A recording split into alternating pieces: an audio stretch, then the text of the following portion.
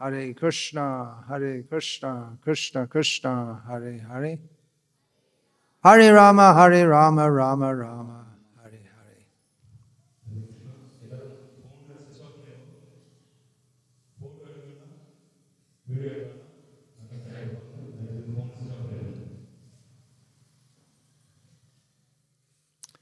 Generally, we read from Srimad Bhagavatam in the morning class. பொதுவா நம்ம காலை வகுப்புல ஸ்ரீமத் பாகவதத்திலிருந்து படிக்கிறது வழக்கம். Or some other shastra. அல்லது வேற ஏதாவது சாஸ்திரங்கள்ல இருந்து படிப்போம். I'm going to read one of Srila Prabhupada's letters. ஆனா இன்றைக்கு நான் ஸ்ரீல பிரபுபாதருடைய கடிதங்களில் ஒன்றிலிருந்து நான் படிக்க இருக்கிறேன். Which is as good as shastra in as much as it is completely based on shastra. இது முற்றிலும் சாஸ்திரத்தை அடிப்படையாக வைத்திருப்பதால சாஸ்திரத்திற்கு சமமானதுதான். Not all of Prabhupada's letters are like that. பிரபுபாதருடைய எல்லா கடிதங்களும் அது போன்றது என்று நாம் சொல்லிவிட முடியாது. Some were concerning some legal or financial matters. சில விஷயங்கள் சட்டபூர்வமானதாக அல்லது பொருளாதார ரீதியாக இருக்கக்கூடிய விஷயங்களை விவாதிக்கக்கூடியதாகவும் இருக்கலாம் சில கடிதங்கள். Some are very specific instructions to specific devotees. சில கடிதங்கள் சில குறிப்பிட்ட பக்தர்களுக்கான குறிப்பிட்ட அறிவுரையாக இருக்கலாம். Of course, we have that even in Bhagavad Gita. நம்ம பகவத்கீதையிலையும் அதை பார்க்கிறோம். Krishna is telling Arjuna to fight, but that's not a general instruction to everyone. கிருஷ்ணர் பகவத்கீதையில அர்ஜுனன் கிட்ட சண்டை போட சொல்றார். அது எல்லாருக்கும் பொதுவான ஒரு உபதேசம் கிடையாது. This is a letter which Srila Prabhupada wrote to my dear Susan Beckman. இது ஸ்ரீல பிரபுபாதர் எழுதினார். அதுல ஆரம்பிக்கிறார் அன்புள்ள சூசன் பெக்மேன் அப்படின்னு சொல்லி ஆரம்பிக்கிறார். I don't know who that is. Maybe she was later initiated. எனக்கு இது யாருங்கிறது தெரியல. பிற்காலத்தில் அவங்க தீட்சை பெற்று இருக்கலாம். But Srila Prabhupada took the trouble to write quite a long letter in reply to her question. அவங்களுடைய கேள்விக்கு ஸ்ரீல பிரபுபாதர் ஒரு நீண்ட கடிதத்தை எழுதினார். அந்த ஒரு சிரமத்தை மேற்கொண்டு ஒரு நீண்ட கடிதத்தை எழுதியிருக்கிறார். I don't know exactly what she wrote. அந்த பெண்மணி என்ன எழுதினாங்க பிரபுபாதருக்கு அப்படிங்கிறது எனக்கு தெரியாது. அதுக்கு பதில் கடிதம் பிரபுபாதர் எழுதியிருக்கிறார் இங்க. But she seems to have presented in her letter some problem that she was looking for a solution to. அவர் அந்த பெண்மணி அவங்களுடைய கடிதத்துல ஏதோ சில பிரச்சனைகளை குறிப்பிட்டு அந்த பிரச்சனைகளுக்கு பிரபுபாதர் மூலமா ஏதாவது தீர்வு கிடைக்குமா அப்படிங்கறத கேட்டிருப்பாங்கங்கிற மாதிரி தெரியுது.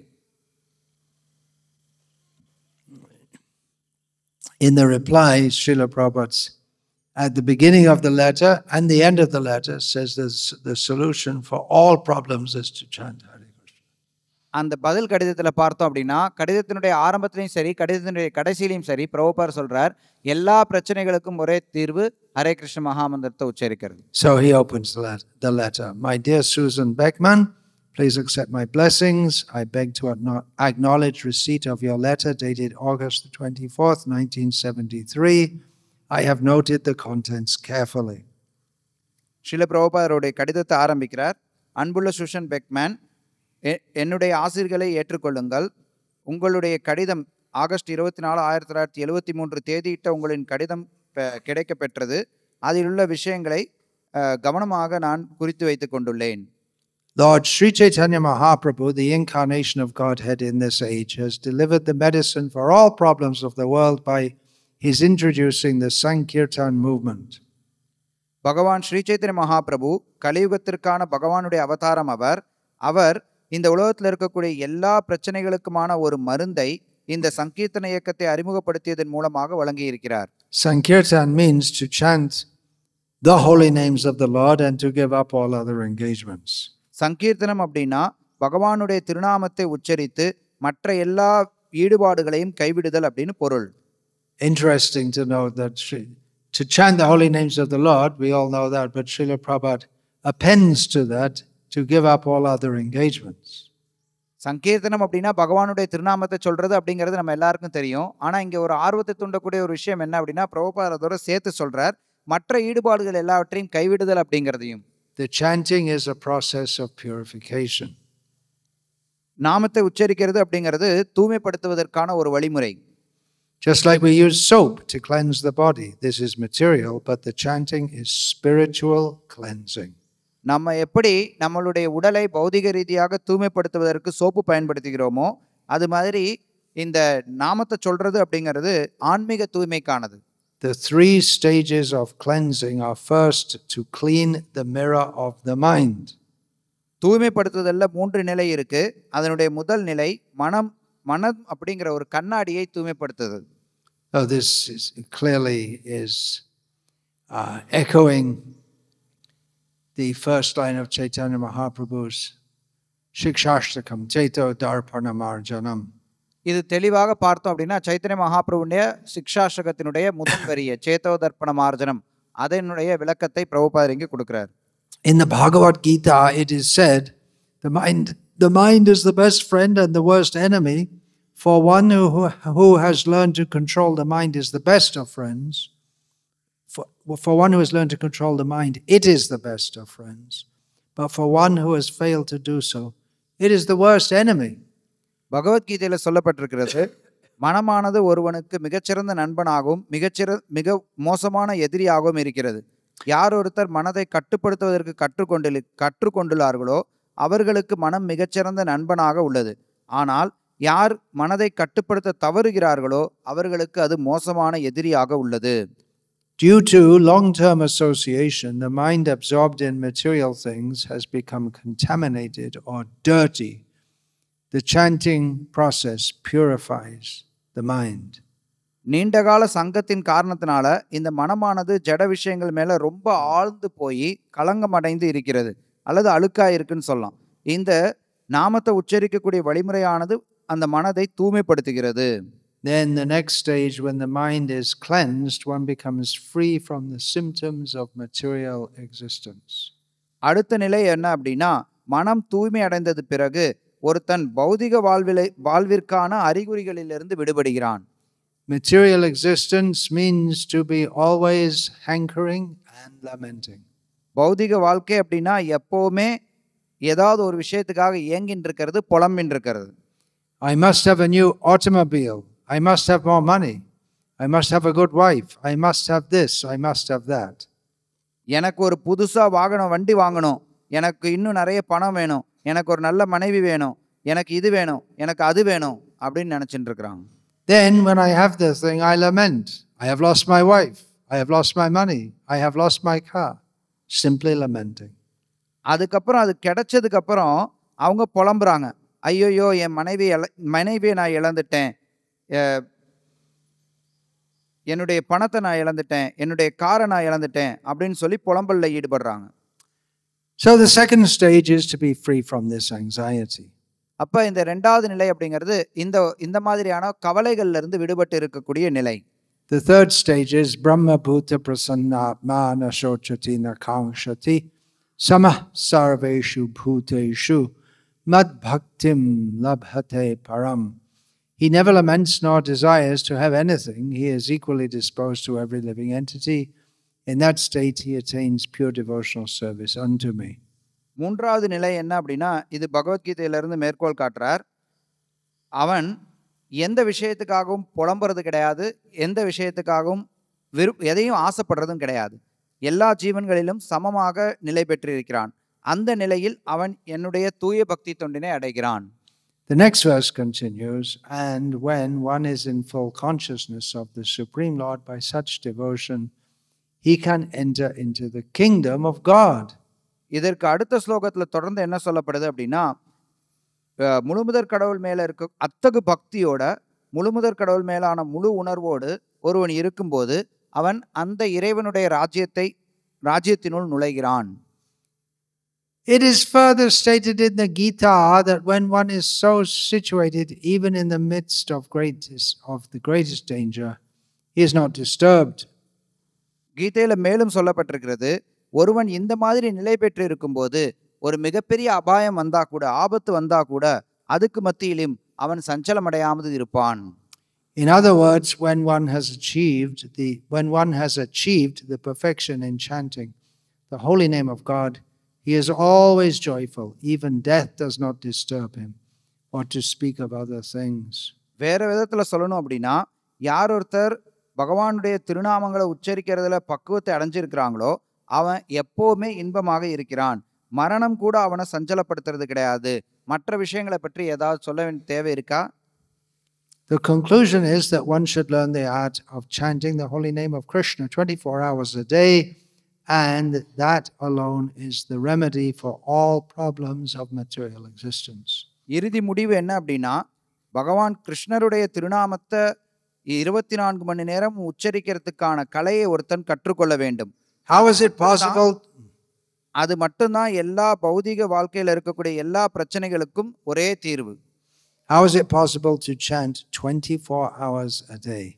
ஒரு நாளோட 24 மணி நேரமும் எப்படி நம்மளால பகவான் நாமத்தை சொல்ல முடியும்?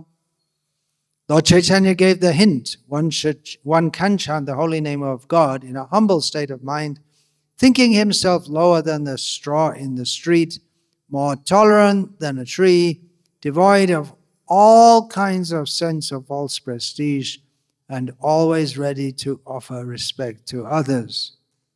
பகவான் சைத்தன்யர் இதற்கான வழியை கொடுக்கிறார். ஒருத்தரால பகவானுடைய நாமத்தை எப்பவுமே உச்சரிக்க முடியும்.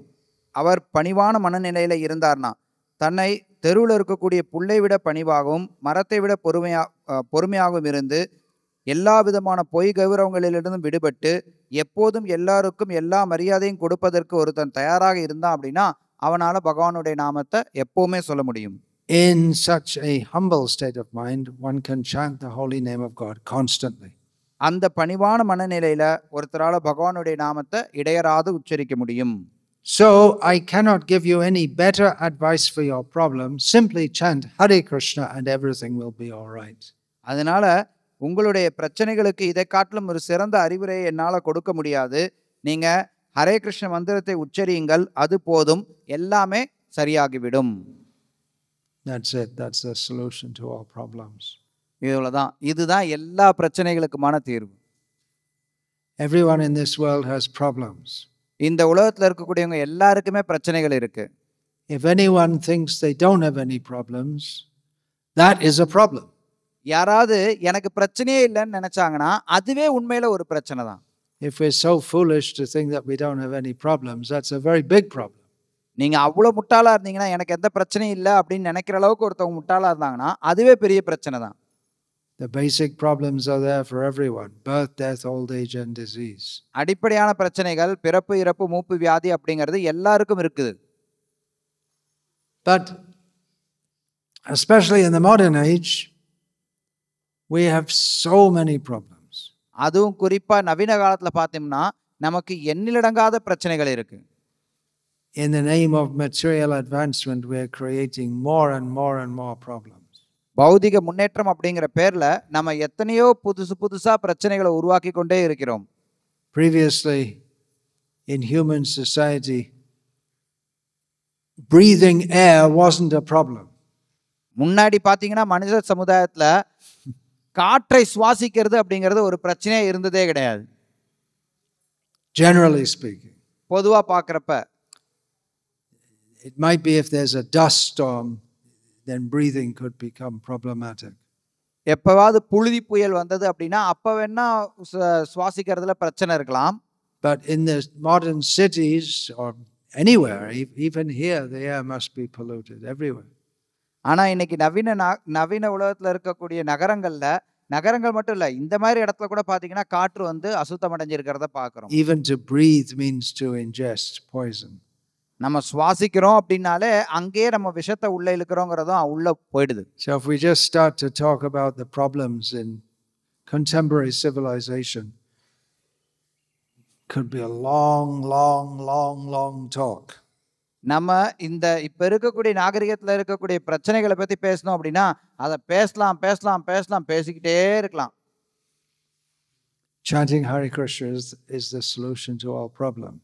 இது எல்லாத்துக்குமே ஹரே கிருஷ்ண உச்சரிக்கிறது தான் எல்லாத்துக்குமே தீர்வு. Really? Is that a fact? நிச்சயமாவா? இது என்ன உண்மையா? I have so much loan debt. I'll chant Hare Krishna and all the loan debt will go away. எனக்கு நிறைய கடன் இருக்கு, நான் ஹரே கிருஷ்ண மந்திரத்தை சொன்னேன்னா இந்த கடன் எல்லாம் ஓடி போயிருமா என்ன? My wife keeps on beating me and then I'll chant Hare Krishna and then she'll stop? Is it automatic? என்னுடைய மனைவி என்னை எப்போ பார்த்தாலும் அடிச்சுட்டே இருக்கிறா. நான் ஹரே கிருஷ்ணா சொன்னேன் அப்படின்னா அடிக்கிறது நிறுத்திட்டு தானா வந்து நின்று போயிடுமா என்ன? I have severe pains. I'll just chant Hare Krishna. I don't want to go to a doctor.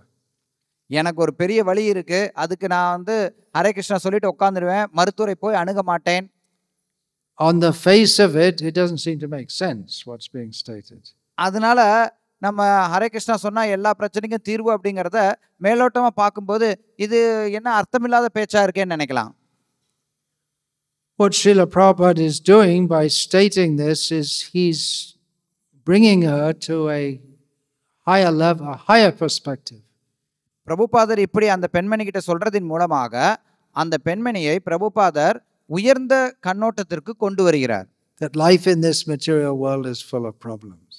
இந்த ஜட உலகத்தில் இருக்கக்கூடிய வாழ்க்கை அப்படின்னாலே முழுக்க முழுக்க பிரச்சனைகள் நிரம்பியதுதான்.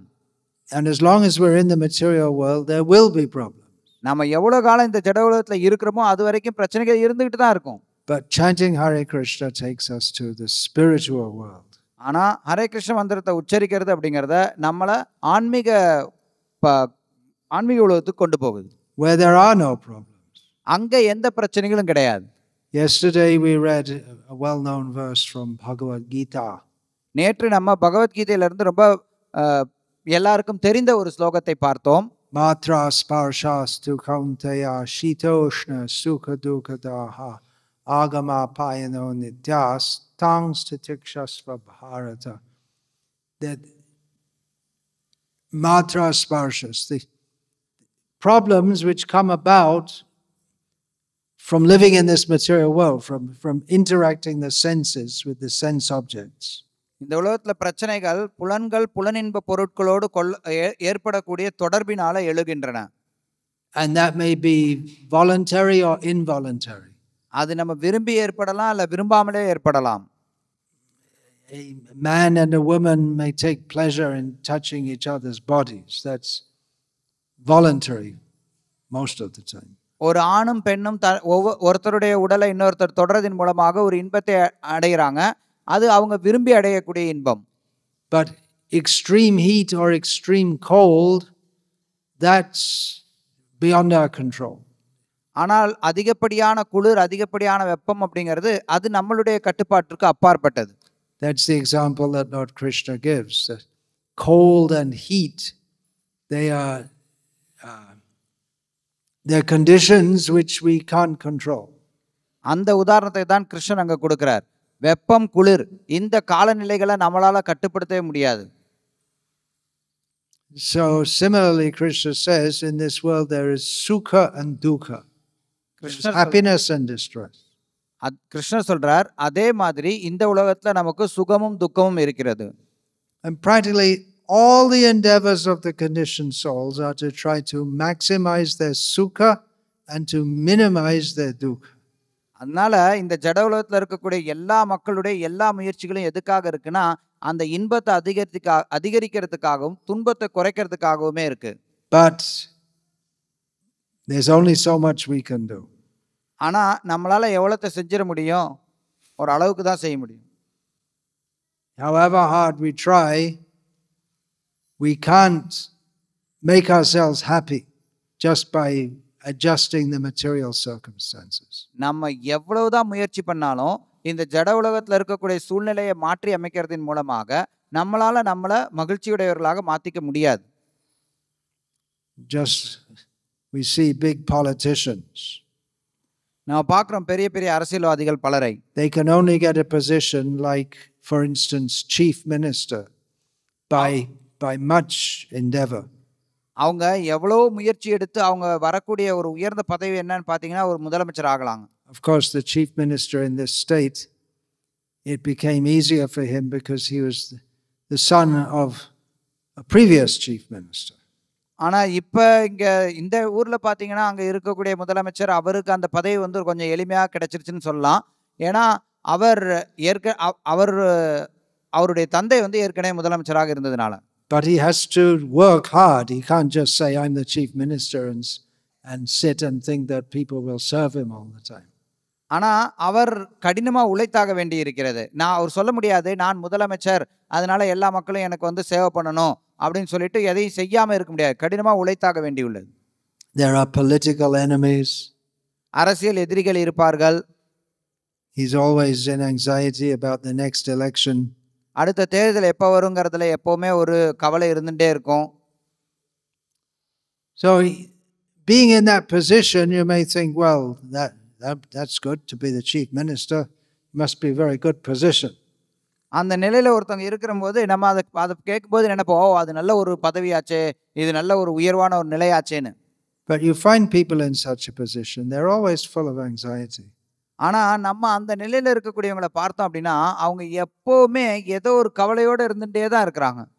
If you're full of anxiety, how can you be happy? எப்பவுமே கவலையோட இருக்கிறீங்க அப்படின்னா எப்படி உங்களால சந்தோஷமா இருக்க முடியும்? So having a big position doesn't make you happy. அதனால ஒரு பெரிய பதவியை நீங்க அடைஞ்சிட்டீங்க அப்படின்னா அதனாலே நீங்க மகிழ்ச்சியா அடைஞ்சிட முடியுமா அப்படின்னா கண்டிப்பா இல்ல. Nothing in this world can make us happy. இந்த உலகத்துல இருக்கக்கூடிய எதுவுமே நம்மள சந்தோஷமா வச்சுக்க முடியாது. We are trying to be happy in this world, and that is the source of all problems. நம்ம இந்த ஜட உலகத்துல சந்தோஷமா இருக்கிறதுக்கு முயற்சி பண்ணிட்டே இருக்கோம். அதுதான் நம்மளுடைய எல்லா பிரச்சனைகளுக்கும் அடிப்படையா இருக்குது. So Srila Prabhupada is recommending here chant Hare Krishna. அதனால தான் ஸ்ரீல பிரபுபாதர் இங்க பரிந்துரைக்கிறார், ஹரே கிருஷ்ண மந்திரத்தை சொல்லுங்க. That will solve all problems. அது எல்லா பிரச்சனையும் தீர்த்துரும். Srila Prabhupada doesn't just say to chant Hare Krishna. He says twice in this letter, he says to chant the holy name constantly. Srila பிரபுபாதர் வெறுமன ஹரே கிருஷ்ணா சொல்லுங்க அப்படின்னு மட்டும் சொல்ல, இந்த கடிதத்துல 2 இடத்துல சொல்றார், இடையராது ஹரே கிருஷ்ணா சொல்லுங்க, அதாவது எப்பவுமே ஹரே கிருஷ்ணா சொல்லுங்கன்னு. With the attitude of being very humble. அதை எப்படி செய்யணுங்கிறதையும் சொல்றார். ரொம்ப பணிவான மனப்பான்மையோட ஹரே கிருஷ்ண மந்திரத்தை சொல்லுங்க. Devoid of the sense of false prestige. எல்லா விதமான பொய் கௌரவத்துல இருந்து விடுபட்டு சொல்லுங்க. Very tolerant, ready to offer respects to others. ரொம்ப சகிப்புத்தன்மையோட இருங்க, எல்லாருக்கும் மரியாதை கொடுங்க. In other words, Srila Prabhupada is saying, be a pure devotee. இன்னொரு விதத்துல சொல்லணும் அப்படின்னா பிரபுபாதர் இங்க என்ன சொல்றாருன்னா ஒரு தூய பக்தராக இருங்கங்கிறார். That will solve all problems. அது எல்லா பிரச்சனையும் தீர்த்துரும். Now, we don't know exactly what problem this lady had. தெளிவா இந்த பெண்மணிக்கு என்ன பிரச்சனை இருந்தது அப்படிங்கிறது நமக்கு தெரியாது. அவர்களுடைய கடிதம் நம்ம கிட்ட இல்ல. But we can pretty much guarantee if she's still alive in the same body that she doesn't have the same problem now. ஆனா ஒரு விஷயம் தெளிவா நம்மளால சொல்ல முடியும், அந்த பெண்மணி இப்பவும் அதே உடம்புல இருக்கிறாங்க அப்படின்னா அப்ப அவங்களுக்கு என்ன பிரச்சனை இருந்ததோ அந்த பிரச்சனை நிச்சயமா அவங்களுக்கு இப்ப இருக்காது. Because specific problems come and go. ஏன் அப்படின்னா குறிப்பிட்ட பிரச்சனைகள் வரும் போகும். Agama apayanaha. They come and they go. ஆகம அபாயனக, வரும் போகும். Therefore, Krishna says to tolerate them. அதனாலதான் கிருஷ்ணர் சொல்றார், அதை சகித்துக்கொள். If we don't tolerate the problems and we invest all our energy in trying to solve them, then our energy is diverted from solving the root of all the problems. நம்ம அதை சகித்து கொள்ளாமல் அந்த பிரச்சனைகளை தீர்க்கறதுக்காக போராடிக்கிட்டு இருந்தோம் அப்படின்னா நம்ம எல்லா பிரச்சனைகளுக்கும் மூல காரணம்னு ஒன்று இருக்கே, அதை நம்மளால தீர்க்க முடியாமல் போய்விடும். The root of all problems is forgetfulness of Krishna. எல்லா பிரச்சனைகளுக்கும் மூல காரணம் கிருஷ்ணரை மறந்து இருப்பதுதான். Bhayam dvitiya bhiniveshata syat ishadapetasya viparaya smritihi. Material existence means fear. பௌதிக வாழ்க்கை அப்படின்னாலே பயம்தான். Because we've left the shelter of the lotus feet of Krishna.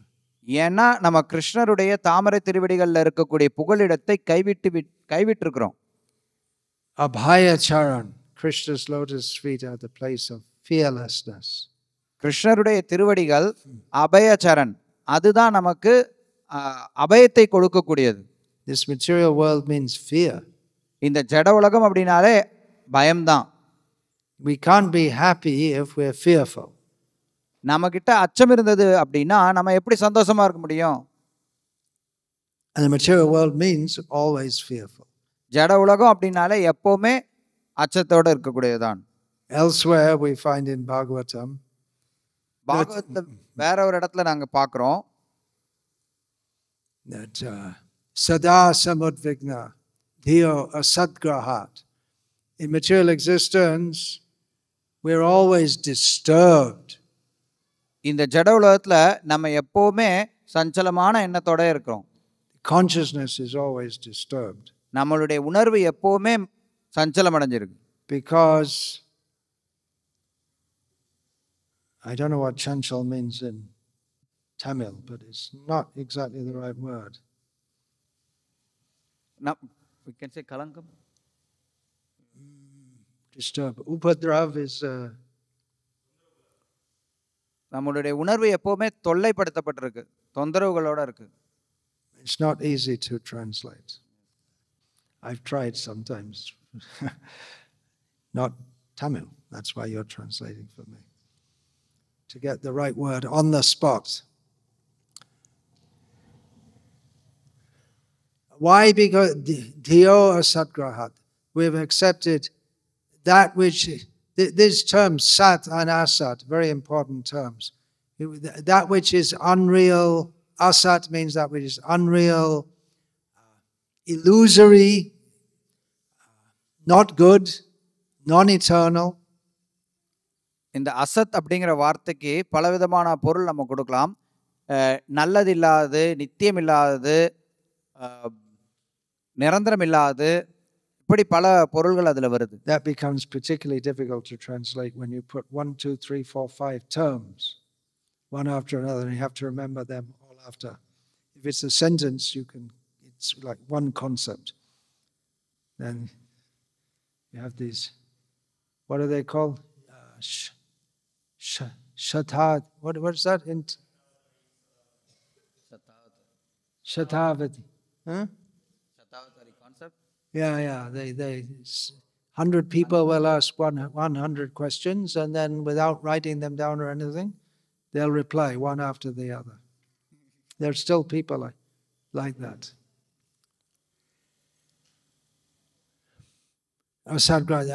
We have also ahankare mattohaya nitai pada pasariya asatyare satya karimani.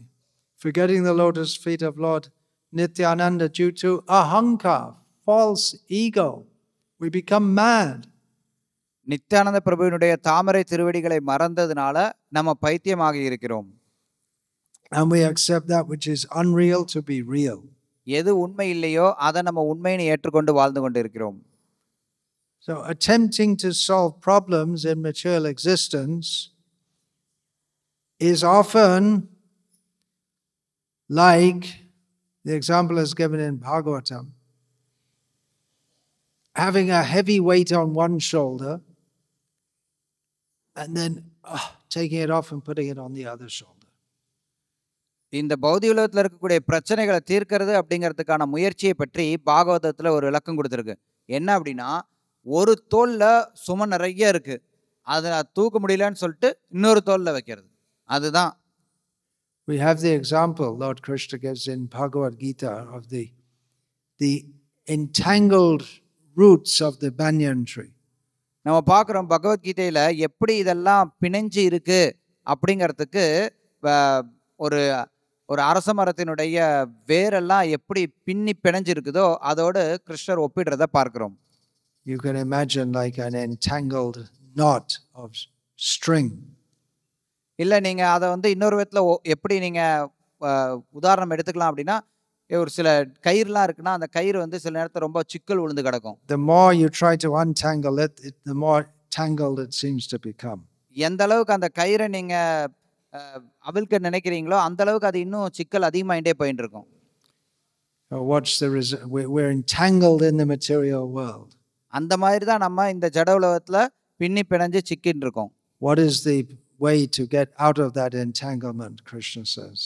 இந்த பந்தத்துல இருந்து நம்மளால எப்படி விடுபட முடியும்? அதுக்கு என்ன கிருஷ்ணர் சொல்றார்? Asanga shastrena dhridhena chitva. Very strongly cut the attachments. ரொம்ப வலுவாக நம்மளுடைய பற்றுதலை வெட்டி வீழ்த்த வேண்டும்ங்கிறார் அவர். The entanglement comes from our attachment to it. இந்த பந்தம் எப்படி வருது அப்படின்னா நம்ம அது மேல ஒரு வச்சிருக்கக்கூடிய ஒரு பற்றுதல்னால வருது. And Srila Prabhupada says, just chant Hare Krishna. பிரபுபாதர் இங்க சொல்றார், ஹரே கிருஷ்ணா உச்சரிங்க போதும். Everything will come from that. எல்லாமே அதுல இருந்து கிடைக்கும். But he's stressing chanting Hare Krishna in purity. அதே நேரத்துல பிரபுபாதர் ஹரே கிருஷ்ணத்தை ரொம்ப தூய்மையோட சொல்லணுங்கிறதையும் வலியுறுத்துகிறார். The very idea that I will solve all my problems is itself a problem. நான் என்னுடைய பிரச்சனை எல்லாத்தையும் தீர்த்துருவோன்னு நினைக்கிறாங்க பாத்தீங்களா, அந்த நினைப்பே ஒரு பிரச்சனை தான். If people think I have no problem, that is a problem. மக்கள் எனக்கு பிரச்சனையே இல்லைன்னு நினைச்சாங்கன்னா அதுவும் பிரச்சனை தான். But most people recognize they have a problem, but they think we'll work it out. ஆனா நிறைய மக்கள் என்ன நினைக்கிறாங்கன்னா எனக்கு பிரச்சனை இருக்குங்கிறத அங்கீகரிச்சிருவாங்க, ஆனா அந்த பிரச்சனையை நான் சமாளிச்சிருவேன்னு நினைச்சிட்டு இருக்காங்க. We'll adjust this, we'll adjust that, we'll make various adjustments and then everything will be nice. நான் இதை சமாளிப்பேன், அதை சமாளிப்பேன், இன்னும் நிறைய விஷயங்களை நான் சமாளிச்சுட்டே போயிடுவேன், அப்ப எல்லாமே நல்லா ஆயிடும் அப்படின்னு நினைக்கிறாங்க. This way we pass our whole life. இப்படி நினைச்சுக்கிட்டே நம்ம வாழ்க்கை மொத்தத்தையும் கடத்திடுறோம். But the wise people, they point us to the fact that as long as we're in material existence, we must be beset with problems. ஆனா யார் புத்திசாலிகளோ அவர்கள் நமக்கு என்ன அறிவுரை கொடுக்குறாங்கன்னா, நம்ம இந்த ஜட உலகத்துல இருக்கிற வரைக்கும் நிச்சயமா நம்ம பிரச்சனைகளை சந்தித்து கொண்டுதான் இருக்க வேண்டும். And that we should solve the problems by just coming out of this atmosphere altogether. அவங்க மேலும் நமக்கு அறிவுறுத்துறது என்னன்னா, நம்ம இந்த பிரச்சனைகள்லாம் எப்படி தீர்க்கணும்னா இந்த சூழ்நிலையிலிருந்து முற்றிலும் வெளியில வர்றதின் மூலமாக தீர்க்க வேண்டும்ங்கறாங்க. Purify the consciousness. நம்மளுடைய உணர்வை தூய்மைப்படுத்துவதன் மூலமாக தீர்க்க வேண்டும்ங்கறாங்க. Srila Prabhupada writes here that the first effect of chanting Hare Krishna is purification of the consciousness. Srila பிரபுபாதர் இங்க எழுதுறார், ஹரே கிருஷ்ண மந்திரத்தை சொல்றதினுடைய முதல் விளைவு என்னன்னா நம்மளுடைய உணர்வு தூய்மை அடைகிறது. And then Srila Prabhupada says that's a beginning, and then one has to, I'm paraphrasing Srila Prabhupada here, then we have to, after purifying the consciousness, we have to develop our pure consciousness.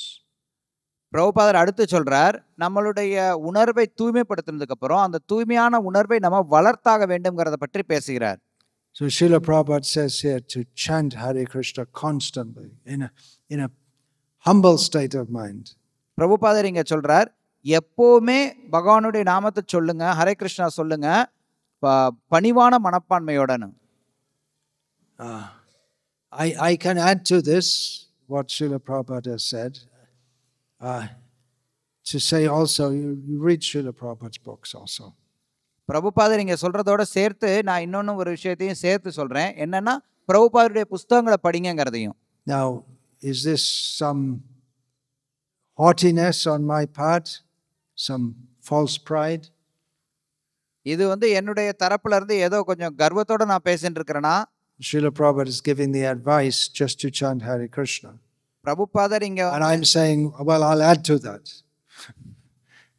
பிரபுபாதர் இங்க ஹரே கிருஷ்ண மந்திரத்தை சொன்னா போதும் நான் சொல்றாரு, நான் அதோட கொஞ்சத்தை நான் சேர்த்து சொல்றேன்னு சொல்றேனே, அப்ப நான் என்ன ஏதோ கர்வத்தோட பேசுறேனா? No, because Srila Prabhupada here is giving an outline. ஏன்னா இங்க பிரபுபாதர் ஒரு மேலோட்டமான ஒரு கண்ணோட்டத்தை இங்க கொடுத்துட்டு இருக்கிறார். And elsewhere he has given the whole process of Krishna consciousness. மற்ற பல இடங்கள்ல பிரபுபாதர் கிருஷ்ண பக்தியினுடைய ஒட்டுமொத்த வழிமுறையும் கொடுத்திருக்கிறார்.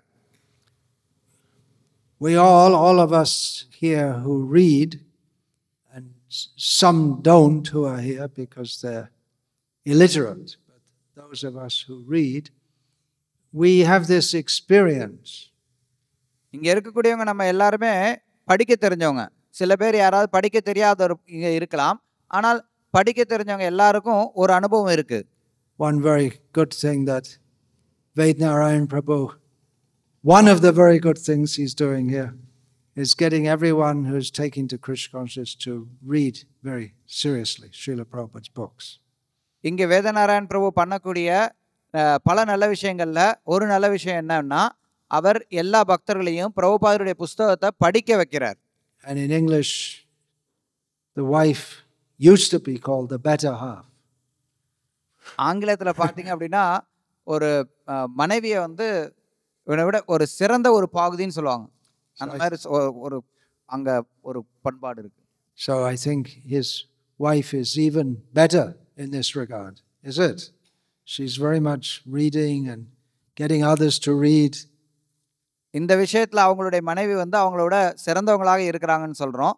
ஏன்னா அவங்க வந்து அவரை விட நிறைய படிக்கிறாங்க, மற்றவர்களையும் நிறைய பேரை படிக்க வைக்கிறாங்க. Very, very helpful for our spiritual development. நம்மளுடைய ஆன்மீக முன்னேற்றத்திற்கு இது ரொம்ப ரொம்ப உதவியாக இருக்கக்கூடியது. You may have the experience that sometimes, for whatever reason, you go for some days without reading. சில நேரத்தில் உங்களுக்கு அனுபவம் இருக்கலாம். ஏதோ சில காரணங்களால பல நாள்கள் நீங்க படிக்காம தொடர்ந்து படிக்காம சில நாள் அப்படியே ஓடிடலாம். It's like I think probably the last at least 2-3 days, and Vednarayan Prabhu hasn't sat down to read anything. ஏன் ஒரு விதத்தை என்னால் யூகிக்க முடியும். கடந்த குறைஞ்சது ஒரு 2-3 நாளாவது அவர் புஸ்தகம் படிக்கிறதுக்காக உட்கார்ந்து இருக்கிறதுக்கு வாய்ப்பு இல்லைங்கிறது. He's hardly had time to sleep. அவருக்கு தூங்குறதுக்கு கூட நேரம் கிடைச்சிருக்குமாங்கிறது தெரியல. So maybe you become very busy in some service for some time. அந்த மாதிரி சில சேவைகள்ல நீங்க சில நேரத்துல ரொம்ப மும்முரமா ஈடுபட வேண்டிய சூழ்நிலை இருக்கலாம். But then when you come back to reading, you say, அதுக்கப்புறம் நீங்க வந்து is it not? அதுக்கப்புறம் நீங்க எப்ப உட்கார்ந்து படிக்க ஆரம்பிக்கிறீங்களோ அப்ப ஆன்னு சொல்லி ஒரு பெரிய ஒரு பெருமூச்சு விட்டு ஒரு நிம்மதி உங்களுக்கு கிடைக்கும். Even if we're busily engaged in service, the consciousness tends to splay out a bit. நம்ம சேவையிலேயே ரொம்ப சேவையாக இருந்தாலும் அதுல நம்ம மும்முரமா ஈடுபட்டு இருக்கும்போது நம்மளுடைய உணர்வு வந்து அங்கங்க அப்படி இப்படி ஒரு சிதறி ஒரு தெளிவில்லாம இருக்கலாம். But reading Srila Prabhupada's books helps us just put everything, it all comes back in order. ஆனா பிரபுபாதருடைய புஸ்தகத்தை நம்ம படிக்கும்போது அது எல்லா விஷயங்களையும் ஒரு வகைப்படுத்தி நெறிப்படுத்தி கொடுக்கிறது. So very, very helpful. Chant, read. அதனால இது ரொம்ப ரொம்ப முக்கியமானது. நாமத்தை சொல்லுங்க, புஸ்தகத்தை படிங்க. Bhagavad Gita is the solution to all the problems in our life. நம்மளுடைய வாழ்க்கையில இருக்கக்கூடிய எல்லா பிரச்சனைகளுக்கும் பகவத்கீதை தான் தீர்வு. And of course, we have to understand Bhagavad Gita in context. Bhagavad Gita அப்படிங்கிறதையும் நம்ம எந்த நிலையில இருக்குங்கிறத பார்த்து புரிஞ்சுக்கணும். Bhagavad Gita is huge. Bhagavad Gita ரொம்ப பெருசு, unlimited, எல்லை இல்லாதது. 700 verses, 700 ஸ்லோகம். So much in there. அதுக்குள்ளார எவ்வளோ விஷயம் இருக்கு. It's unlimited. அதனால அது எல்லை இல்லாதது. We have to go through all of Bhagavatam, Chaitanya Charitamrita, so many books, Nectar of Devotion. நம்ம பாகவதம் முழுக்க படிக்கணும், சைத்தன்ய சரிதாமிர்தம் படிக்கணும், பக்தி ரசாமிர்த சிந்து படிக்கணும், நிறைய இருக்கு படிக்க. But Gita itself is so rich, so deep. ஆனாலும் பகவத்கீதையே அவ்வளவு மிகுந்தது, அதுலயே அவ்வளவு விஷயம் ஆழ்ந்து இருக்கு. But we can take the essence of Gita by having the sankalpa, having the determination to surrender to Krishna. ஆனா நம்ம பகவத்கீதையினுடைய சாரத்தை எப்படி பிடிச்சுக்கலாம் அப்படின்னா, கிருஷ்ணர் கிட்ட சரணடைகிறது அப்படிங்கிறதுக்கான ஒரு உறுதி நம்ம கிட்ட இருந்ததுன்னா கீதையினுடைய சாரம் நமக்கு கிடைச்சிடும். So this chanting, hearing, serving, surrendering, this is the process. அதனால இந்த நாமத்தை சொல்றது, கேட்கறது, சரணடைகிறது, இதுதான் வழிமுறை. Sometimes we feel overwhelmed by our problems. சில நேரங்கள்ல நம்மளுடைய பிரச்சனைகள் ரொம்ப அதிகமாகும் போது நம்ம அதிலேயே மூழ்கி போய்டுறத பார்க்கிறோம். We just feel helpless in the face of so many problems. நமக்கு எண்ணிலடங்காத பிரச்சனைகள் இருக்கும்போது என்னடா கதி இல்லாம நிக்கிறோமோன்னு தோணும். Then what do? அப்ப என்ன பண்றது நம்ம? Then we chant Hare Krishna. அப்போ நம்ம ஹரே கிருஷ்ணா சொல்றோம். Then we can chant Hare Krishna very nicely. அப்பதான் நம்ம இன்னும் ஹரே கிருஷ்ணா இன்னும் நல்லாவும் சொல்ல முடியும். Just like Draupadi. திரௌபதியை நம்ம வந்து What உதாரணம். a situation. என்ன ஒரு சூழ்நிலை யோசிச்சு பாருங்க. She could not have imagined ever in her life that such a thing would happen, that she was dragged into the court of the Kauravas. அந்த மாதிரி ஒரு சூழ்நிலை வரும்னு திரௌபதி அவங்க வாழ்க்கையில யோசிச்சு பார்த்திருப்பாங்களா? அவங்கள அந்த கௌரவர்களுடைய சபையில அப்படி இழுத்து வரப்படுவோங்கிறத அவங்க வாழ்க்கையில ஒரு நாள் கூட கற்பனை கூட பண்ணி பார்த்திருக்க மாட்டாங்க. And be so insulted in the presence of her husbands. அது மட்டும் இல்லாம அவங்களுடைய அவர் கணவன்மார்கள் இருக்கும்போது கூட அவங்களுக்கு அந்த மாதிரி ஒரு அவமரியாதை நிகழ்த்தப்பட்டது. Bhima at that point, just by his anger, he could have killed everyone in the whole assembly right on the spot. He was so angry. பீமனுக்கு அப்ப இருந்த கோபம் எப்படிப்பட்ட கோபம் அப்படின்னா, அந்த கோபத்துல அவர் ஒருத்தரே அந்த சபையில இருந்த எல்லாரையும் கொல்லக்கூடிய அளவுக்கு அவருக்கு அவ்வளவு ஒரு வெறி இருந்தது. But Krishna didn't want that. ஆனால் கிருஷ்ணர் அதை விரும்பல. Krishna wanted Bhima's. Usually when someone's angry, it dies down after a long time. பொதுவா யார் ஒருத்தவங்க கோவப்படுறாங்களோ அந்த கோபம் வந்து கொஞ்ச நேரத்துல அடங்கிடும். But Krishna wanted Bhima's anger to ferment. ஆனா கிருஷ்ணர் என்ன நினைச்சார்னா, பீமனுடைய அந்த கோபமானது இன்னும் நல்லா ஊறி புளிக்கணும்னு நினைச்சார். For 13 years. 13 வருஷம் அந்த கோபம் கொதிச்சுட்டே இருக்கணும்னு நினைச்சார். So when he came onto the battlefield of Kurukshetra, it wasn't him who told Govinda, Nayotsya. It wasn't him who said that. I'm not going to fight. அந்த ஒரு கோபத்தோட தான் அவர் அந்த போர்க்களத்துல வந்து நிக்கிறார். அந்த அங்க பீமன் வந்து சொல்லல, நான் வந்து போரிட மாட்டேன் அப்படின்னு சொல்லி பீமன் சொல்லவே இல்லை. ஏன்னா பீமன் போருக்காக காத்துக்கிட்டு நிற்கிறார். Maybe Bhima would have been more happy if Arjuna left. That would give more people for him to kill. ஒருவேளை அர்ஜுனன் போர்க்களத்தை விட்டு போயிருந்தா பீமன் இன்னும் கூட சந்தோஷப்பட்டிருக்கலாம். ஏன்னா இன்னும் கொல்றதுக்கு எனக்கு இன்னும் அதிக ஆளுங்க கிடைச்சிட்டாங்க அப்படின்னு. Anyway, he had his vow to kill all the sons of Dhritarashtra. எப்படி பார்த்தாலும் அவர் ஒரு விரதம் பூண்டு இருந்தார், உறுதி பூண்டு இருந்தார், சபதம் எடுத்திருந்தார். And Arjuna, Karna was left for Arjuna. திருத்தராஷ்டிரருடைய எல்லா பசங்களையும் நான் கொன்னுடுவேன்னு சொல்லிட்டு. So anyway, கர்ணன் விட்டு வச்சிருந்தாங்க. Draupadi, what could she do in such a situation? The only thing left was to call out, Govinda! Kovind. Draupadi அந்த சூழ்நிலையில என்ன செய்யறது? யாரும் அவங்க கிட்ட சொல்ல, கோவிந்தனை கூப்பிடுங்கன்னு சொல்லி.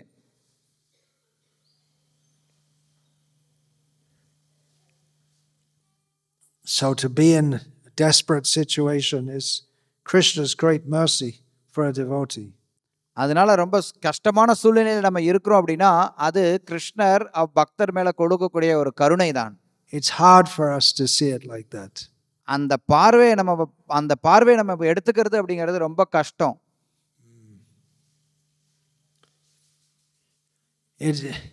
If we examine how Srila Prabhupada was dealing with his disciples, from one perspective it's almost paradoxical. Srila பிரபுபாதர் அவருடைய சிஷ்யர்கள் கிட்ட எப்படி நடந்துக்கிறார் அப்படிங்கறத நீங்க பாத்தீங்கன்னா பல நேரங்கள்ல அது முன்னுக்கு பின் முரணாக இருக்கிற மாதிரி தெரியலாம். On the one hand, he wanted to make facilities for them to be Krishna conscious. ஒரு பக்கம் பாத்தீங்கன்னா அவருடைய சிஷ்யர்களுக்கு கிருஷ்ண பக்தியை பயிற்சி பண்றதுக்கு வசதிகளை ஏற்படுத்தணும்னு நினைச்சார். He knew that Western devotees couldn't live like ordinary Indians at that time in Vrindavan, so he made some arrangements for them to live a little bit comfortably. பிரபுபாதருக்கு தெரியும் அவருடைய மேற்கத்திய சிஷ்யர்களால அன்றைக்கு இருந்த சராசரி இந்தியர்கள் எப்படி வாழ்ந்தார்களோ அந்த மாதிரி வாழ முடியாது அப்படிங்கறது. அதனால அவர் விருந்தாவனத்துல அவங்களுக்கு வாழ்றதுக்கு ஒரு சில அடிப்படை வசதிகளை செஞ்சு கொடுத்தார். So he is making facilities for them so they're not too materially disturbed, so they can chant Hare Krishna. அவங்க பௌதிக ரீதியாக அவங்க தொல்லை அடையக்கூடாது, தொந்தரவு அவங்களுக்கு வரக்கூடாது அப்படிங்கிறதுக்காக அவர் சில வசதிகளை செஞ்சு கொடுத்து அது மூலமா அவங்கள ஹரே கிருஷ்ணாவை சொல்ல வச்சார். But then he would pile services, so many, one on top of the other, so that sometimes they were full of great anxiety. ஆனா அதே நேரத்துல அவர் அவங்க மேல எவ்வளவு ஒரு சேவையை திணிப்பார் அப்படின்னா திணிச்சுட்டே இருப்பார். அவங்களுக்கு வந்து ஒரு கவலையோ வந்துடும், எவ்வளவு சேவை எப்படிப்பா பண்றது அப்படின்னு. One devotee, Tejas Prabhu, Prabhupada gave him so many services to do and no facility. ஒரு பக்தர் தேஜியாஸ் பிரபு, அவருக்கு பிரபுபாதர் செய்யறதுக்கு எக்கச்சக்கமான சேவையை கொடுத்தார். ஆனா அவருக்கு எந்த வசதியும் கொடுக்கவே இல்லை. He wrote to Srila Prabhupada, said, I'm full of anxiety. பிரபுபாதர் அவர் வந்து கடிதம் எழுதுறார், பிரபுபாதரே இப்படி பண்றதுனால எனக்கு ரொம்ப கவலையா இருக்கு, ரொம்ப ஏக்கம் நிறைய இருக்கு. And Srila Prabhupada wrote quite a long letter back and saying, there's no need to be in anxiety. Even if you just preach to one person a day, that's all right. பிரபுபாதர் அப்பா அவருக்கு வந்து மறு கடிதம் எழுதுறார். அதுல அவர் சொல்றார், நீ ஏன் கவலைப்படுற, கவலைப்படுறதுக்கு என்ன இருக்கு, ஒரு நாளைக்கு ஒருத்தர்கிட்ட நீ பிரச்சாரம் பண்ணினா கூட அது கூட போதும் அப்படின்னு எழுதுறார். But he didn't withdraw any of the services which he'd given to Tejas Prabhu to do. ஆனா அவர் என்ன சேவை பண்ண முடியல அப்படின்னு சொன்னாரோ அந்த சேவைகள்ல இருந்து எந்த சேவையில இருந்தும் அவரை விடுவிக்கவே இல்லை. The next letter Srila Prabhupada wrote, he gave him more services to do. அவருக்கு எழுதின அடுத்த கடிதத்துல அவருக்கு இன்னும் அதிகமான சேவையை கொடுத்து எழுதினார்.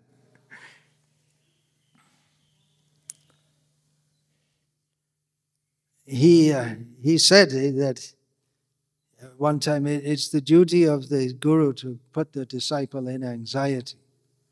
பிரபுபாதர் ஒரு தடவை சொல்றார், குருவினுடைய வேலை என்ன அப்படின்னா சிஷ்யனை கவலையில ஆழ்த்துறது அப்படின்னு. But the guru is supposed to take away the anxiety. ஆனா குருவானவர் கவலையில இருந்து விலக்கிறது தானே குருவோட வேலைன்னு நினைக்கலாம். Durlabha Sadguru Devi Shishya Santapaharaka.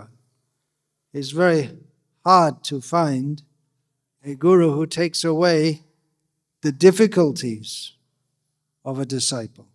சிஷ்யனுடைய கஷ்டங்கள் எல்லாத்தையும் அகற்றக்கூடிய குரு கிடைக்கிறது அப்படிங்கிறது அரிது அப்படின்னு சொல்லப்பட்டிருக்கு. But Srila Prabhupada explained there is Krishna anxiety.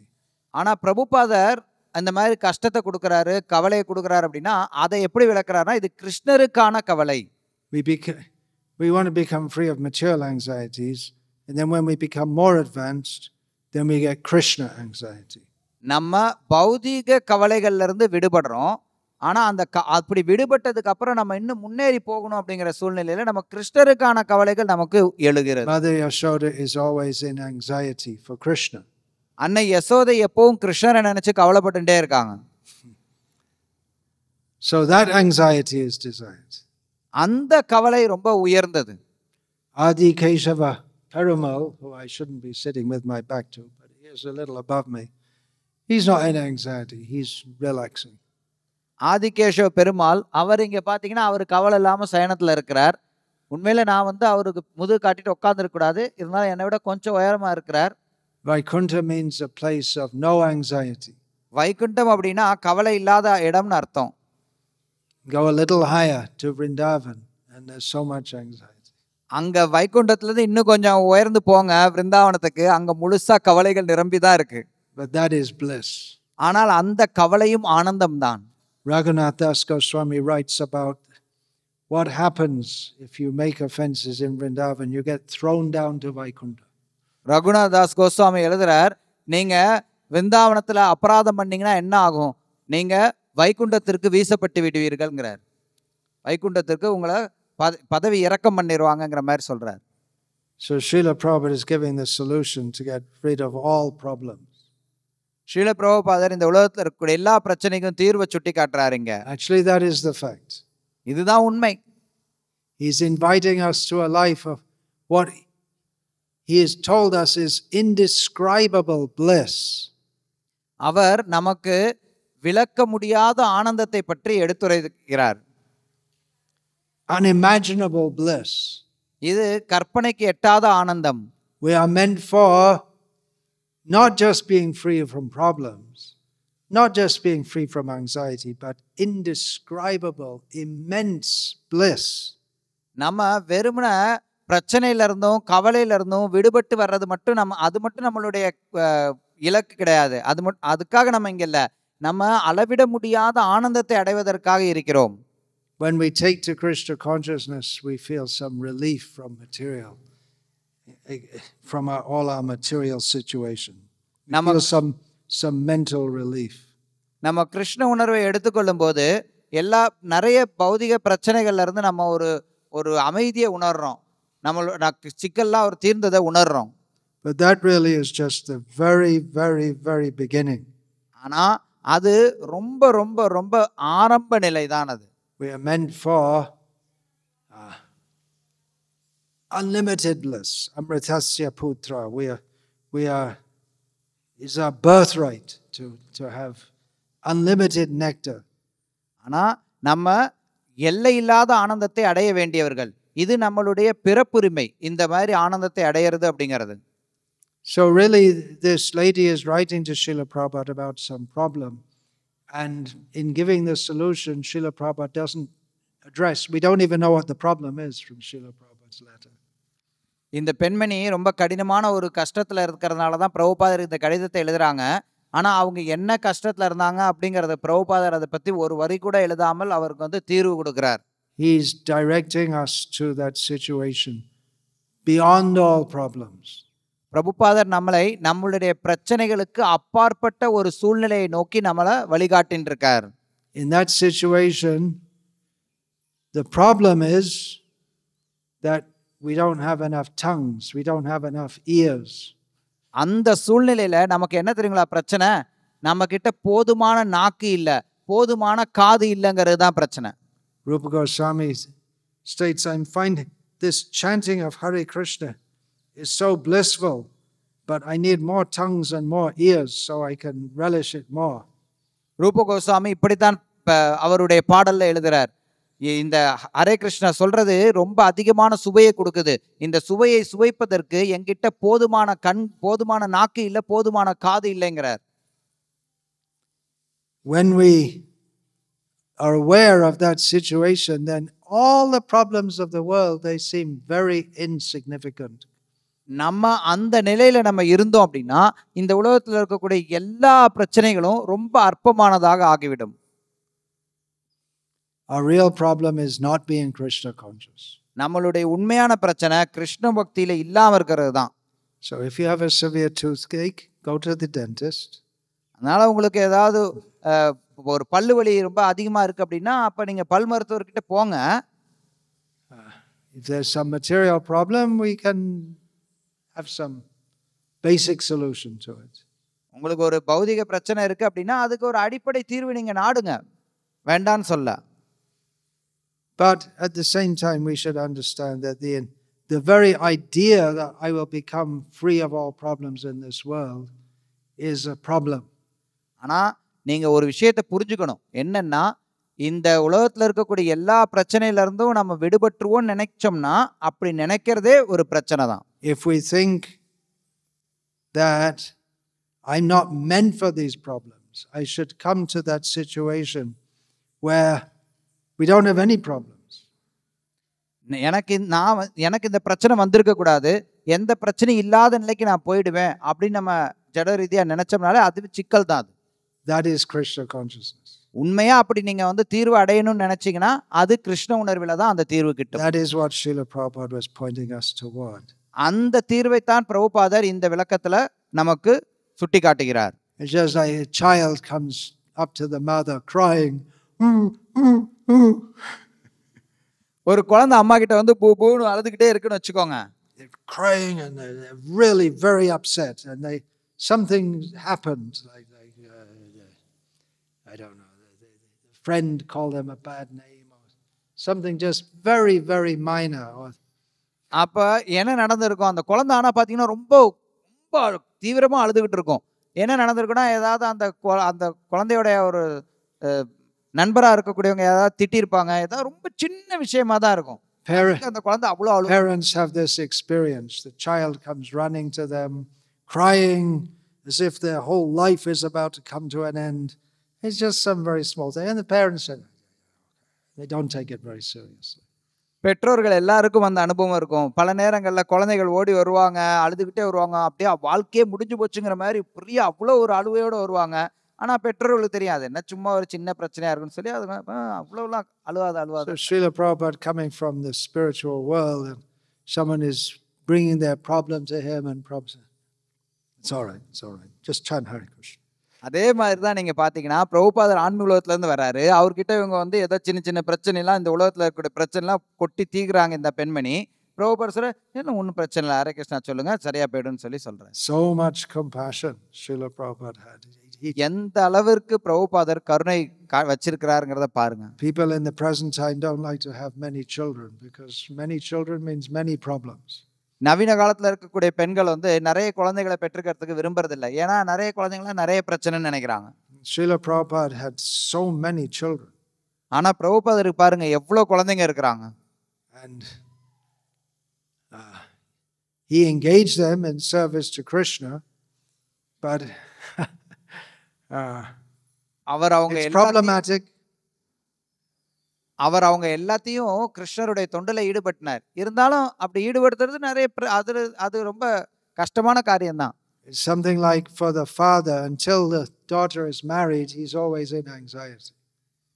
இது எப்படின்னா ஒரு ஒரு பெண் இருக்கிறா, அந்த பொண்ணை வந்து கட்டி கொடுக்குற வரைக்கும் அப்பாவுக்கு கவலை இருந்துட்டே இருக்கும். அந்த மாதிரி தான் பிரபுபாதருடைய கவலைன்னு சொல்லலாம். To protect a young girl is great anxiety. அந்த பெண்ணை வந்து பாதுகாக்கிறது அப்படிங்கிறது அந்த தகப்பனுக்கு வந்து ஒரு கவலை இருந்துட்டே இருக்கும். So Srila Prabhupada with his disciples, until they come to pure Krishna consciousness, always in anxiety. அதே மாதிரி ஒரு கவலை தான் பிரபுபாதருக்கு இருந்தது. அந்த அவருடைய சிஷ்யர்கள் எல்லாம் தூய பக்தியினுடைய தளத்துக்கு வர்ற வரைக்கும் பிரபுபாதர் எப்பவுமே ஒரு கவலையோடே இருந்தார். Children, you always have to watch them and protect them, because any time they can do something which will cause great harm to themselves or to others. குழந்தைங்களை வந்து எப்பவுமே ரொம்ப கவனமா பார்த்துட்டே இருக்கணும். ஏன்னா அந்த குழந்தைங்களை ஏதாவது ஒன்று செஞ்சிடும், அது வந்து தனக்கும் மற்றவங்களுக்கும் தீங்கு இழைக்கக்கூடிய விஷயத்தை எதையாவது ஒன்று செஞ்சிடும். அதனால குழந்தைங்களை எப்பவுமே கண்காணிச்சுக்கிட்டே இருக்கணும். So that was Srila Prabhupada's great mercy that he did that. பிரபுபாதர் அந்த காரியத்தை தான் செஞ்சார். அது அவருடைய மிகப்பெரிய ஒரு கருணை. No more problems. இதுக்கப்புறம் பிரச்சனையே கிடையாதுங்க. Chant Hare Krishna. Hare Krishna மந்திரத்தை சொல்லுங்க. In purity. தூய்மையா சொல்லுங்க. That is the answer Srila Prabhupada is giving. இதுதான் பிரபுபாதர் கொடுக்கக்கூடிய பதில். Hare Krishna. Hare Krishna. I'll finish there now, unless anyone has any question about this. நான் இதோட இங்க முடிச்சுக்கிறேன். உங்கள யாருக்கா ஏதாவது கேள்விகள் இருந்தால் எழுப்பலாம். Well, you said this, but actually you see my brother is encroaching my land and my other brother is they're real problems. They're real problems. Don't just say to chant Hare Krishna. நீங்க என்கிட்ட வந்து சொல்லலாம், நீங்க இப்படி சொல்றீங்க, ஆனா எனக்கு எவ்வளவு பிரச்சனை இருக்கு தெரியுங்களா? எங்களுடைய அண்ணன் வந்து நிலத்துல பக்கத்துல பாதி நிலத்துல என்னுடைய நிலத்துல வந்து அவன் வீட்டை கட்டுறான். எனக்கு இந்த பிரச்சனை இருக்கு, அந்த பிரச்சனை இருக்கு. என்னுடைய பிரச்சனை எவ்வளவு உண்மையான பிரச்சனை இருக்கு தெரியுமா? If you ask me what to do if your brother is encroaching your land or the neighbor is encroaching your land, I don't know. I don't know. It's not my line. நீங்க எங்கிட்ட வந்து என்னுடைய அண்ணன் என்னுடைய இடத்த பிடிங்கிறான், பக்கத்து வீட்டுக்காரன் இப்போ கொஞ்சம் இடத்த சேர்த்து அபகரிச்சுக்கிட்டான் அப்படின்னு எங்கிட்ட வந்து சொன்னீங்கன்னா, அந்த பிரச்சனைக்கு தீர்வு கேட்டீங்கன்னா எனக்கு தெரியாதுன்னு தான் சொல்லுவேன். எனக்கு அது சம்பந்தம் இல்லாதுன்னு சொல்லுவேன். Very difficult time we're living in. உங்களுடைய காலம் வந்து ரொம்ப கஷ்டமான காலகட்டத்துல தான் நம்ம வாழ்ந்துட்டு இருக்கிறோம் இங்க. Regularly people come to me and say, I have so many problems. நிறைய நேரத்துல அடிக்கடி மக்கள் என்கிட்ட வந்து சொல்றாங்க, எனக்கு நிறைய பிரச்சனை இருக்குங்கன்னு. The devotees are full of anxiety and they think it's so bad, this situation. பக்தர்கள் வந்து நிறைய கவலையோட இருக்கிறாங்க. அவங்களுடைய சூழ்நிலை வந்து அவ்வளவு மோசமா இருந்த நம்ம பார்க்கிறோம். ரொம்ப மோசமான சூழ்நிலை, ரொம்ப கஷ்டப்படுறாங்க, கவலைப்படுறாங்க. So my standard reply in this situation is that whatever situation you're in, it could be worse. நான் சொல்லக்கூடிய பொதுவான பதில் என்ன அப்படின்னா, நீங்க என்ன சூழ்நிலையில இருக்கீங்களோ இதை விட மோசமான சூழ்நிலை கூட இருந்திருக்கலாம். Okay, you have this problem and this problem and this problem and this problem and this problem, and they're all serious problems. உங்களுக்கு இந்த பிரச்சனை இருக்கு, அந்த பிரச்சனை இருக்கு, இந்த பிரச்சனை இருக்கு, இன்னொரு பிரச்சனை இருக்கு, இன்னொரு பிரச்சனை இருக்கு. இது எல்லாமே ரொம்ப பெரிய பெரிய பிரச்சனைகள். Do you have diabetes? உங்களுக்கு சர்க்கரை நோய் இருக்கா? No. Well, that you don't have. It could be worse. அப்படியா? அப்ப அந்த பிரச்சனை இல்ல உங்களுக்கு. And whatever difficult situation you're in, there are many more people in the world in much more difficult situations. உங்களுக்கு என்ன கஷ்டமான சூழ்நிலை நீங்க சொல்றீங்களோ இதை விட பல மடங்கு கஷ்டமான சூழ்நிலையில இந்த உலகத்துல இன்னும் எத்தனையோ பேர் இருக்கிறாங்களே. Hare Krishna. Hare Krishna. Anyone want to go for a holiday to Palestine? யாராவது விடுமுறைக்கு பாலஸ்தீனத்துக்கு போறதுக்கு விரும்புறீங்களா? Maybe I'd like to buy a house there, if there are any left to buy. அங்க ஏதாவது நிலம் இருந்ததுன்னா வாங்கிக்கிறதுக்கு விரும்புறீங்களா? வீடு வாங்கிக்க.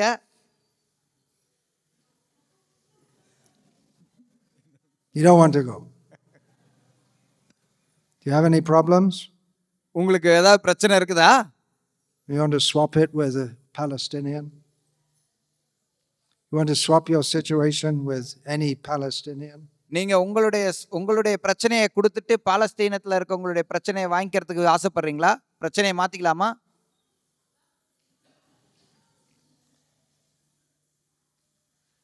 Hare Krishna. Hare Krishna. Hare Krishna. One thing I often think, devotees ask me how to make spiritual advancement.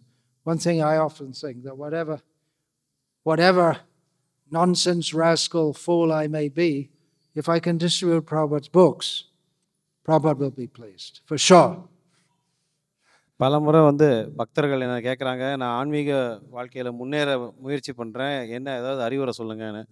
Maharaj சொல்கிறார், எல்லோரும் என்ன யோசிக்கணும்னா, நான் எந்த மாதிரி அவங்கவுங்க இப்படி யோசிக்கிறது நல்லது. அதாவது நான் ஏன்னா எவ்வளோ அயோக்கியனாக இருக்கலாம், எவ்வளோ முட்டாளாக இருக்கலாம், என்ன வேணா இருக்கலாம், ஆனால் நான் பிரபுபாதருடைய புஸ்தகத்தை விநியோகம் பண்ணேன்னா அதுதான் என்னுடைய மிகப்பெரிய பாக்கியம்.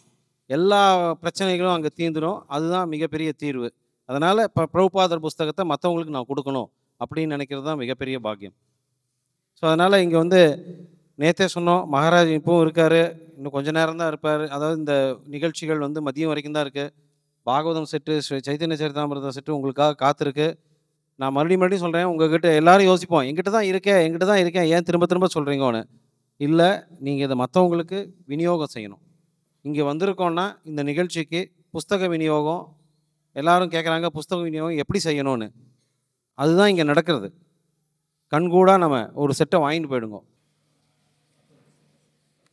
தத்துவ தர்ஷன பிரபு 4 பாகவதம் செட்டை விநியோகம் பண்ணியிருக்கார். இப்போ மேலும் எடுத்துன்னு போகிறார், விநியோகம் பண்ணுறதுக்கு வாங்கிட்டு போகிறார்.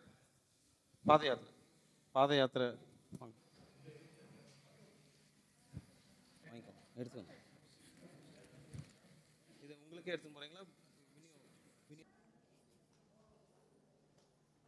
ஹரே கிருஷ்ணா. நின்னுக்கோ.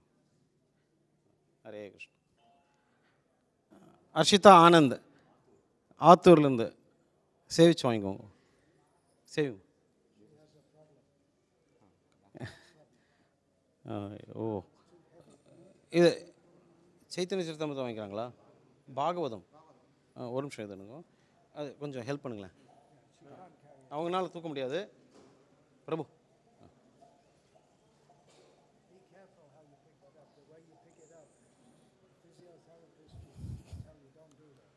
ஜாகிரதையாக இருக்கணுன்றார் மகாராஜ். புஸ்தகங்கள் தூக்கும் பொழுது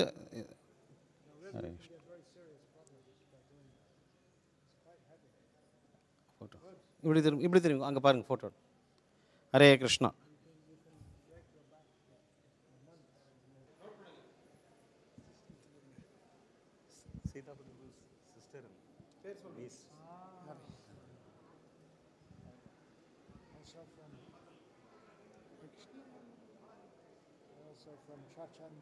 Tachanallur.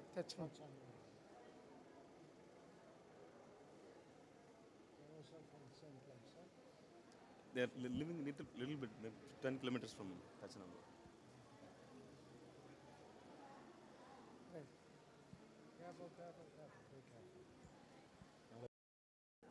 சர்வபாவன தாஸ் எந்த ஊர்? மயிலாடுதுறை.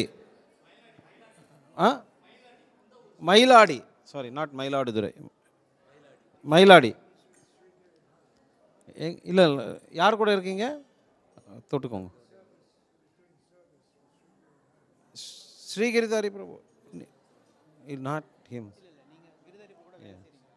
இன்னும் சைத்தன்ய சரிதாமிரதம் வேற யாரோ வாங்கணும் நாங்களே. யார்?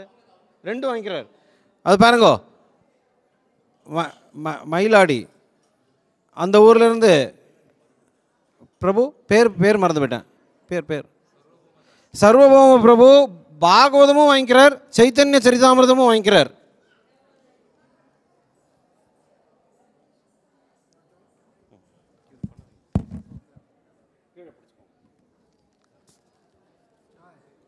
ஹரே கிருஷ்ணா கிருஷ்ண கிருஷ்ணா ஹரே ஹரே, ஹரே ராம ராம ராம ஹரே ஹரே. தவ திரு பக்தி விகாச சுவாமி மகாராஜ் அவர்களுக்கு ஜெய். ஹரே கிருஷ்ணா.